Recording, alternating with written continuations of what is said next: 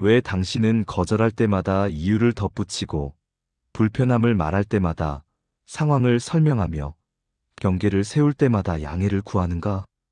그리고 왜 그럴수록 사람들은 당신의 말을 가볍게 듣고 같은 요구를 반복하며 당신을 점점 더 쉽게 대하는가? 이것은 당신이 친절해서도 배려심이 깊어서도 아니다. 설명이 많아지는 순간 관계의 구조 자체가 바뀌기 때문이다. 설명은 논리의 문제가 아니라 위치의 문제다. 당신이 더 많이 설명할수록 상대는 당신을 이해하는 것이 아니라 당신이 협상 가능한 사람이라는 신호를 받는다. 설명은 친절이 아니라 신호다. 그리고 그 신호는 나는 당신의 이해를 구해야 하는 사람이라는 메시지를 전달한다. 사람들은 자신이 설명을 많이 하는 이유를 친절함이나 소통 능력으로 착각한다. 하지만 실제로는 거절에 대한 두려움, 미움받고 싶지 않은 욕구, 갈등을 회피하려는 습관, 좋은 사람으로 남고 싶은 마음이 설명을 길게 만든다. 당신은 상대가 이해해주기를 바라지만 상대는 당신의 설명을 듣는 동안 다른 것을 읽는다. 당신이 얼마나 불안한지, 얼마나 거절이 두려운지, 얼마나 관계를 잃고 싶지 않은지를. 그리고 그 순간 관계의 주도권은 조용히 넘어간다. 설명하는 순간 주도권은 이미 넘어간다. 이것은 심리적 힘의 이동이며 한 번 넘어간 주도권은 쉽게 돌아오지 않는다. 설명이 길어질수록 상대는 당신의 기준이 아니라 당신의 사정을 듣게 된다. 오늘은 피곤해서 안 되라고 말하면 상대는 그럼 내일은?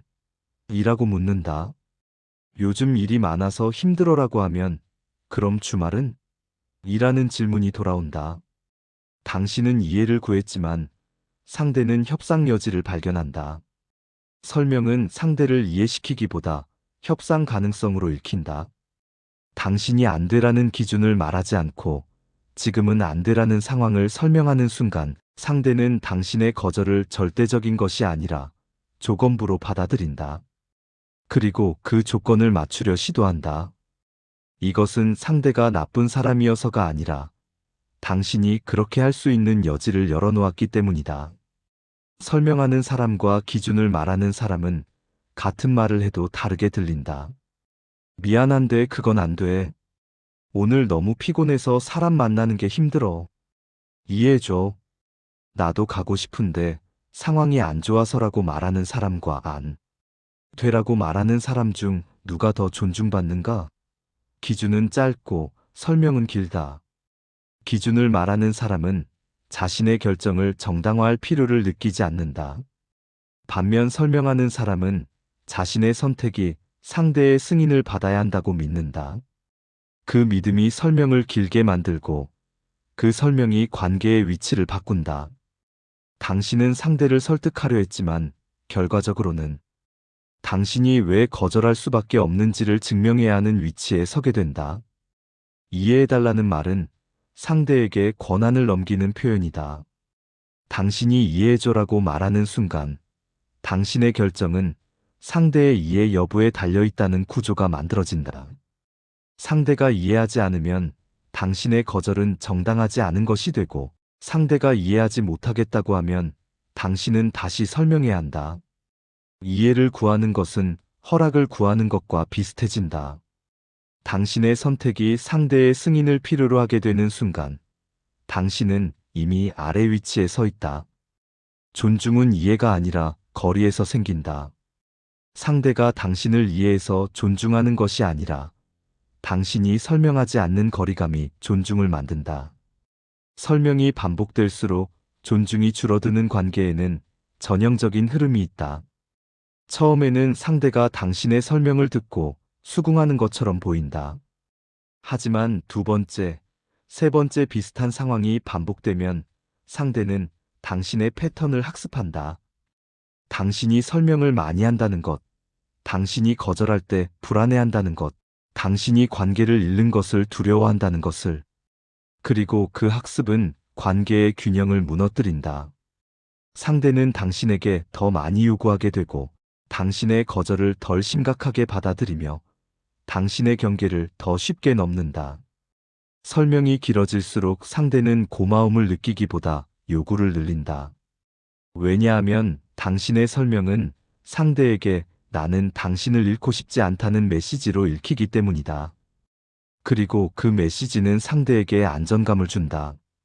당신이 떠나지 않을 것이라는, 당신이 결국 수용할 것이라는 안정감을. 나이가 들수록 설명은 더 위험해진다. 젊을 때는 설명이 성실함이나 진정성으로 읽힐 여지가 있다. 하지만 나이가 들면 설명은 자신감 없음이나 확신 부족으로 해석된다. 사람들은 나이 든 사람에게 확신을 기대하고 기준을 기대하며 흔들림 없는 태도를 기대한다. 그런데 당신이 여전히 설명하고 양해를 구하고 이해를 요청하면 사람들은 당신을 가볍게 본다. 나이가 무색할 정도로 불안해 보이고 자신의 결정에 확신이 없어 보이며 누군가의 승인을 구하는 사람으로 보인다. 설명은 관계를 부드럽게 만드는 게 아니라 만만함을 학습시키는 행동이 될 수 있다. 당신이 설명할 때마다 상대는 배운다. 당신이 어디까지 참는지, 어떤 요구까지 들어주는지, 어떤 말에 흔들리는지를. 그리고 다음번에는 그 학습을 사용한다. 당신은 설명이 관계를 지킨다고 믿지만 실제로는 설명이 관계의 균형을 무너뜨린다. 설명이 많은 관계는 평등하지 않다. 한쪽은 항상 이해를 구하고 다른 쪽은 그 이해를 승인하거나 거부할 권한을 갖는다. 한쪽은 자신의 선택을 정당화해야 하고 다른 쪽은 그 정당성을 판단한다. 이것은 친구 사이의 대화가 아니라 심판과 변호인의 구도다. 당신이 설명할수록 상대는 심판의 위치로 올라간다. 그리고 한번 그 위치에 오른 사람은 쉽게 내려오지 않는다. 당신이 더 이상 설명하지 않으려 해도 상대는 여전히 당신의 설명을 기대한다. 왜냐하면 이미 그것이 당신과 상대 사이의 규칙이 되어버렸기 때문이다. 설명이 많은 사람은 종종 자신이 소통을 잘한다고 생각한다. 하지만 소통은 많은 말이 아니라 정확한 위치에서 나온다. 당신이 아무리 논리적으로 설명해도 당신의 위치가 아래라면 그 말은 설득력을 잃는다. 반대로 당신이 짧게 말해도 당신의 위치가 확고하다면 그 말은 무게를 갖는다. 관계에서 중요한 것은 당신이 무슨 말을 하느냐가 아니라 어떤 위치에서 말하느냐다. 설명이 많아지면 위치가 낮아지고 위치가 낮아지면 같은 말도 다르게 들린다. 당신은 설명으로 상대를 이해시키려 했지만 결과적으로는 당신의 위치를 낮추는 역할만 했을 수 있다. 존중받기 위해 더 잘 설명할 필요는 없다. 오히려 설명을 줄이는 것만으로도 관계의 위치가 달라질 수 있다. 당신이 안 되라고 말하고 침묵할 때 상대는 처음으로 당신의 기준을 마주한다. 당신이 이해해줘라는 말을 지우고 그렇게 하겠어라고 말할 때 상대는 처음으로 당신의 확신을 느낀다. 당신이 이유를 늘어놓지 않고 결정을 말할 때 상대는 처음으로 당신을 협상 불가능한 사람으로 인식한다. 설명 대신 기준을 말하는 사람이 만만해지지 않는다. 기준은 흔들리지 않고 상황에 따라 바뀌지 않으며 누군가의 승인을 필요로 하지 않기 때문이다. 당신이 설명을 줄이기 시작하면 관계는 불편해질 것이다. 당신의 설명에 익숙했던 사람들은 당신이 차갑게 변했다고 느낄 것이고 당신이 이해를 구하지 않는 것에 당황할 것이다.